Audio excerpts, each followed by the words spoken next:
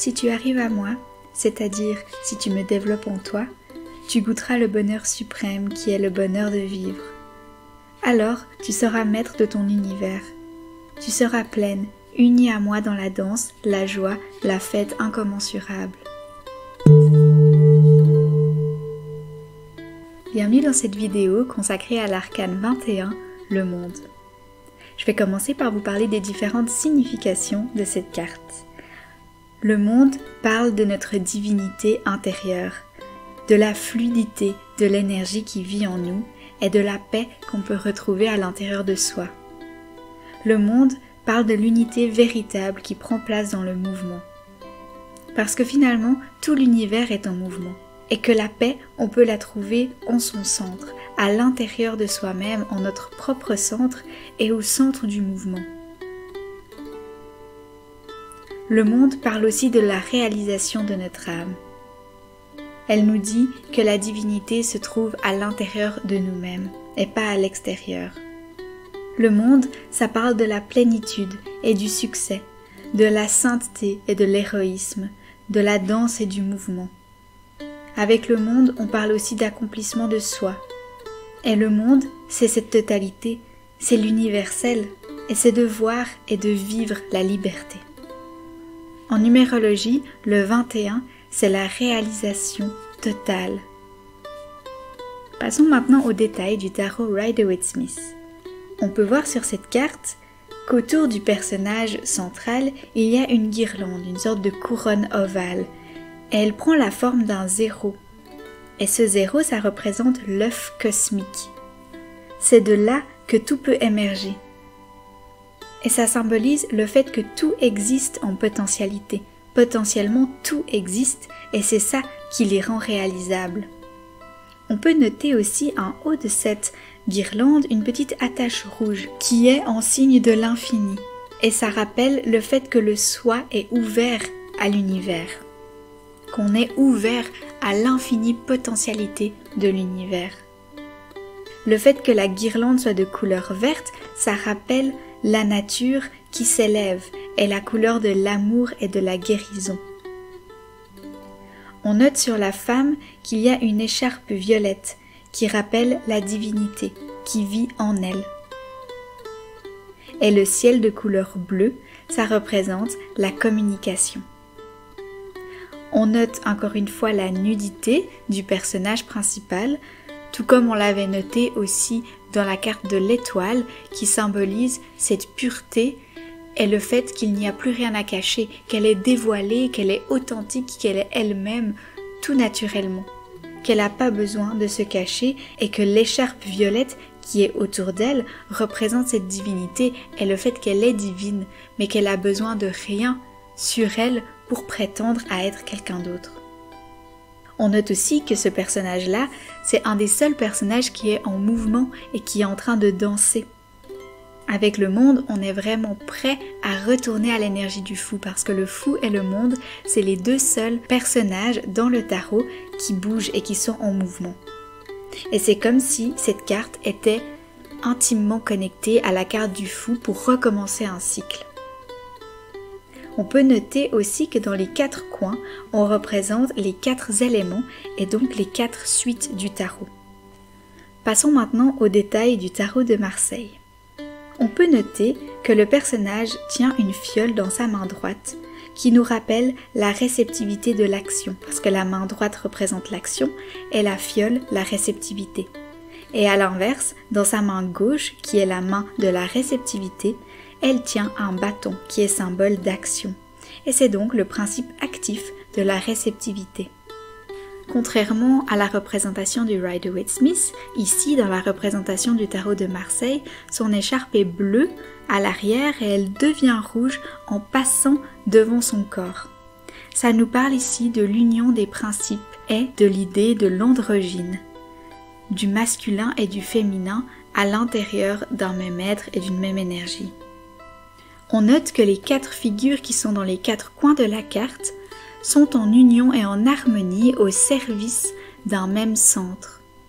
On peut parler ici des 4 éléments, des 4 suites du tarot ou des 4 évangélistes. On note qu'il y a un animal cher dans le coin du bas à gauche qui représente l'offrande, l'aide, le sacrifice et la matière vierge. C'est là qu'on va représenter la terre avec les deniers qui signifie le corps purifié et la plénitude de la matière. En haut à gauche, on a un ange qui représente la perfection émotionnelle, la sainteté et le cœur empli d'amour. Et c'est ce qui fait référence à la suite des coupes et donc à l'élément de l'eau. En haut à droite, avec l'aigle, on parle ici d'accomplissement du mental et le vide qu'on peut retrouver à l'intérieur de soi, dans son esprit pour retrouver la paix. Ici, on parle bien de la suite des épées avec l'élément de l'air. Et finalement, en bas à droite, avec le lion, on parle de l'énergie du désir et de la créativité et de l'effort sauvage qui vit en nous. Ici, on fait référence à la suite des bâtons avec le feu. On peut noter que le personnage central regarde sur la gauche, qui est le côté de la réceptivité. C'est qu'elle est réceptrice des énergies de l'univers. On peut noter un petit détail, c'est qu'il y a un œuf blanc en bas de la couronne à l'intérieur du nœud jaune. Et c'est une référence à l'œuf de la papesse qui a éclos dans toute sa potentialité sur cette carte. On note aussi que le personnage a un pied posé sur le sol qui est rouge. Et ça montre l'activité vitale dans le plaisir, parce que ce personnage vit dans l'action, parce qu'il est en mouvement, et il vit sa vie pleinement, et elle trouve du plaisir dans cette vie en mouvement, dans cette vie en action. Passons maintenant aux interprétations des autres artistes par d'autres tarots. On peut commencer par le tarot Osho, qui nous parle d'achèvement pour cette carte numéro 21. Et on voit ici la représentation d'un puzzle dans lequel la dernière pièce reste à poser. Et c'est cette dernière pièce qui montre cette finalité, cet achèvement, cette fin d'un cycle pour pouvoir recommencer un nouveau. Et c'est l'énergie d'apprécier cette fin, de profiter de la joie que c'est d'avoir fini quelque chose, fini un cycle. Et ensuite de pouvoir embrasser tout ce qui permet d'arriver dans le nouveau cycle. On peut maintenant observer la représentation du tarot alchimique qui nous présente encore une fois un personnage féminin nu au centre de l'image. On voit ici quelques détails intéressants, c'est qu'elle a des chaussures ailées qui peut rappeler l'énergie de Mercure ou de Hermès, dieu messager des dieux et donc qui apporte des messages mais qui est aussi libre de naviguer entre le monde des dieux et le monde des humains. On voit dans sa main droite la rose et dans sa main gauche le signe justement d'Hermès et aussi de la santé. On note que derrière elle il y a un cœur, symbole de la centration, du fait de se centrer dans son cœur énergétique à soi, qui est le milieu des 7 chakras, mais aussi le milieu de notre cœur, de notre corps et de notre énergie. Autour de cela, on retrouve un serpent qui se mord la queue, autrement dit Ouroboros. On retrouve encore une fois les 4 éléments tout autour de l'image dans les coins. En bas, on a à gauche l'élément de la terre, à droite le feu. Et en haut, on retrouve à gauche l'air et à droite l'eau. Et on peut voir encore 2 petits détails intéressants, c'est qu'à partir de ce cœur, on voit la naissance d'une fleur. On voit la possibilité de s'épanouir et de grandir à partir de la centration sur le cœur. Et ce qui est intéressant, c'est qu'il y a en bas une goutte de sang qui montre qu'on est capable aussi d'éliminer ce qui n'est plus nécessaire, ce qui n'est plus utile pour notre développement et notre accomplissement. Si on regarde maintenant la représentation du tarot Morgan Gray, on voit encore une fois les 4 figures aux 4 coins de la carte, la guirlande en feuilles vertes comme on l'a vu pour le Rider-Waite-Smith, le personnage féminin qui est nu et qui est en train de danser. On voit encore une fois le ruban ou l'écharpe violette qui représente cette divinité, les cheveux lâchés pour la liberté et les 2 bâtons qui symbolisent l'action.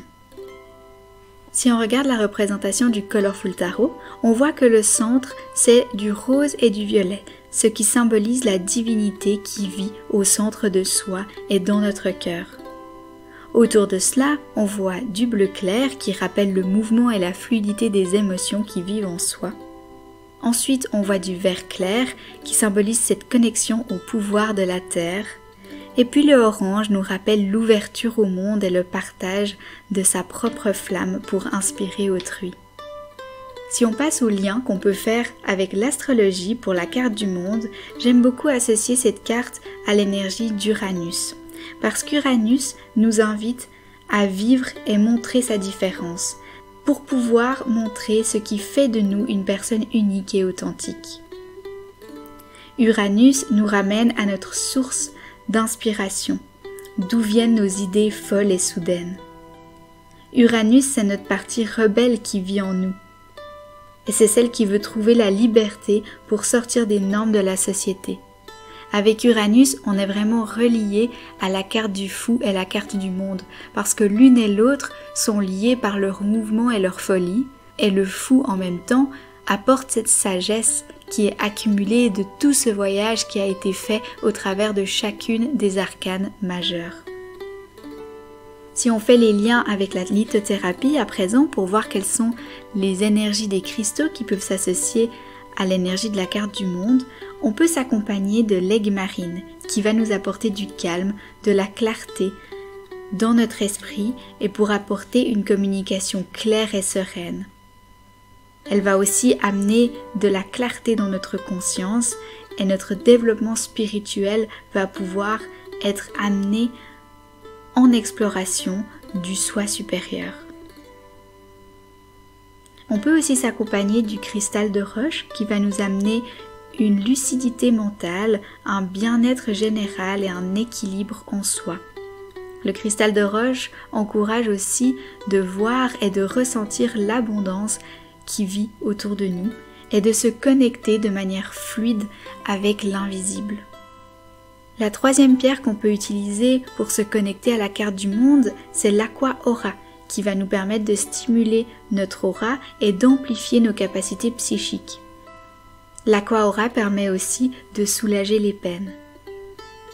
Passons maintenant aux questions d'introspection qu'on peut se poser pour aller en profondeur dans la carte du monde. On peut se demander, quels sont les résultats de mes efforts? Comment suis-je en train de m'épanouir? De quelle manière puis-je exprimer mon accomplissement? Voici maintenant quelques affirmations et mantras pour la carte du monde. Je m'ouvre à la vie dans son entièreté. Je vois la déesse que je suis. L'énergie divine circule en moi librement. Merci d'avoir regardé cette vidéo. N'hésitez pas à partager vos expériences et vos points de vue sur cette carte. Vous pouvez aussi aller regarder mes sources en description. À bientôt!